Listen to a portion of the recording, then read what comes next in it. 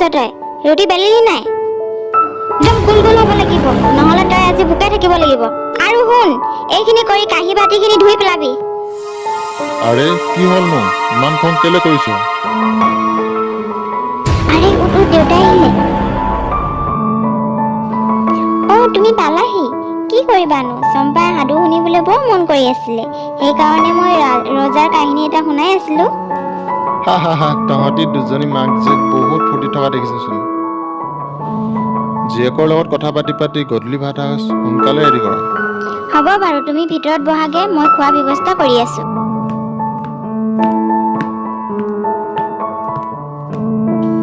থিয় হৈ কি চাই আছ? সোনকালে ৰুটি বনা। শুনিছা, আজি চম্পাই কথা ক'ব পৰা হ'লে কিমান ভাল লাগিলে হয়। তাকেইতো বেচেৰীজনী। মই তাইক ভাল হস্পিটেল এখনত দেখুওৱাৰ কথা ভাবিছো, কি যেন তাইৰ মাতটো আকৌ ঘূৰি আহে। হস্পিটেল? তাইচোন জন্মৰ পৰা কথা ক'ব নোৱাৰে বুলি কৈছিলে। মিছাতে কেলে পইচাবোৰ ভাঙিব লাগে? এনেইচোন মই তাইক বহুত মৰমত ৰাখিছো। মই গম পাওঁ তুমি তাইক বহুত মৰমে ৰাখিছা। তাই এবছৰ নহওঁতে মাকক হেৰুৱালে। প্ৰথমতে এষাৰ দুষাৰ কথা কৈছিলে। মইচোন গমেই নাপাওঁ।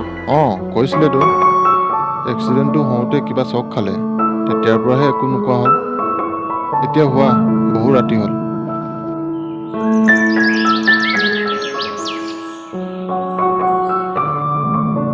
ঐ, তই ইয়াত বহি আছ যে? ঘৰৰ কামবোৰ কি তোৰ মাৰে কৰিব? আৰু শুন, দেউতাৰ আগত তই মন মাৰি নাথাকিবি, নহ'লে তোক চাবি মই কি কৰিম।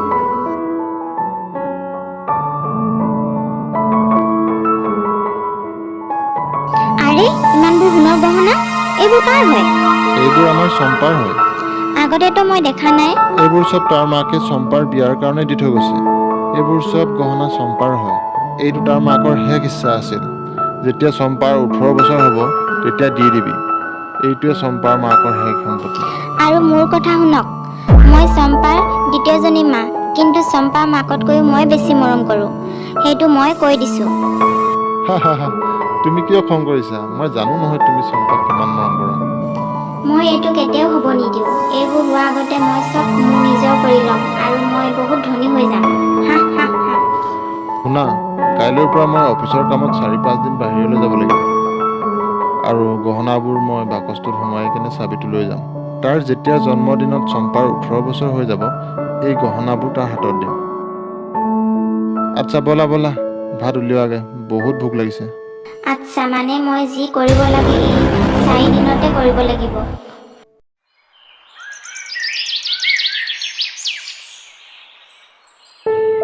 হেল্ল', ঐ বাই, বহুত ভাল খবৰ এটা আছে। কি ভাল খবৰ? শুন।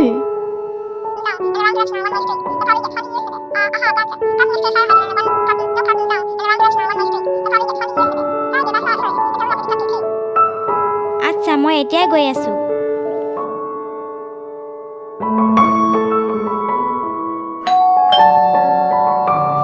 বাই, তুমি আহিলা? মই তোৰ কথা শুনি দৌৰা দৌৰিকে আহিলো। দৌৰি দৌৰি কেলে আহিব লাগে? অটতো আহিব পাৰা। আৰে পাগলীজনী, অটতেতো আহিব। আহ ভিতৰলৈ আহ। কি ইমানবোৰ সোণৰ গহনা? সেই কথা ক'ব নোৱাৰা চম্পাই পাব?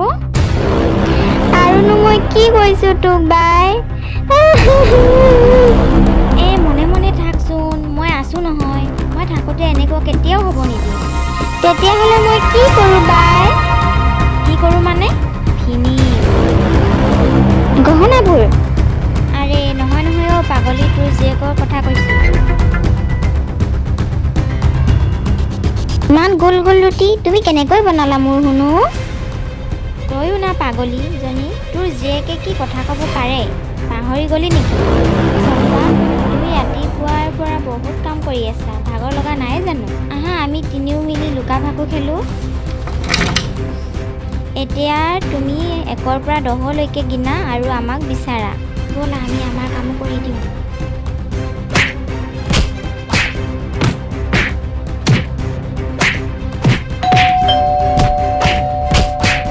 আৰে কোনোবা আহিছে চাগে, এতিয়া কি কৰোঁ?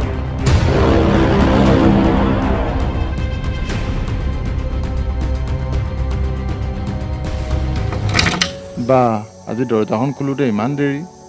আজিও চম্পাৰ লগত সাধু কথা কৈ আছিলা নেকি? তুমি কিন্তু কি হ'ল, আচৰিত খাইছা যে? ছাৰে আজি বাহিৰত যোৱা প্লান কেঞ্চেল কৰি দিলে। বাই, তুমিও আছাহি। কেতিয়া আহিলা? তুমি 4-5 দিনৰ কাৰণে বাহিৰত যোৱাৰ কাৰণে মই ভণ্টিক লগ হৈ দিওঁ বুলি আহিলোঁ। ঠিকেই হ'ল তুমি আহিলা। আচ্ছা, চম্পা, ঐ চম্পা, মই আহি গ'লোঁ। চম্পাই নাই। কি ক'লে গ'লা কথা? মই তাইক সৰু কথা এটাত গালি পাৰি পালোঁ। তাকে পেজ পাতি ক'ত বা ওলাই গ'ল। তুমিও যে আৰু। চম্পা, অ' চম্পা, নাপায় নহয় সৰু সৰু কথাতে পেজ পাতিবলৈ। ক'ত গ'লা?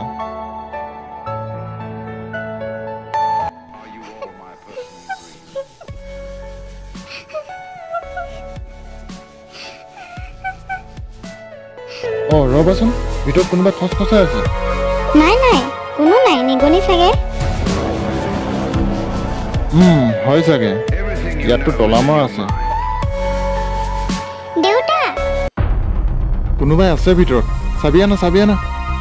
কোনো নাই, ক'ৰবাত চিঞৰিছে চাগে। ইয়াৰ চাবিটোচোন কেতিয়াবা হেৰালে।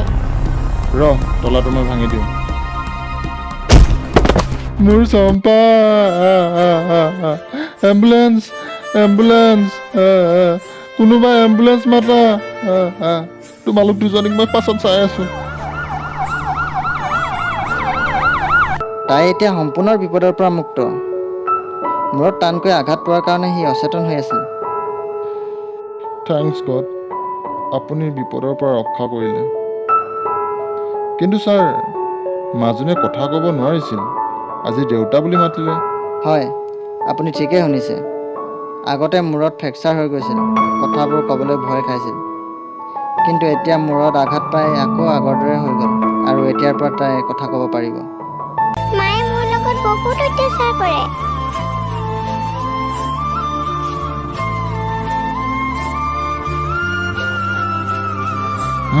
মই চব কথা বুজি পালোঁ। মোক ক্ষমা কৰি দিয়া মাইনা। মই বহুত ভুল কৰিলোঁ। মই তোমাক বহুত শাস্তি দিলোঁ।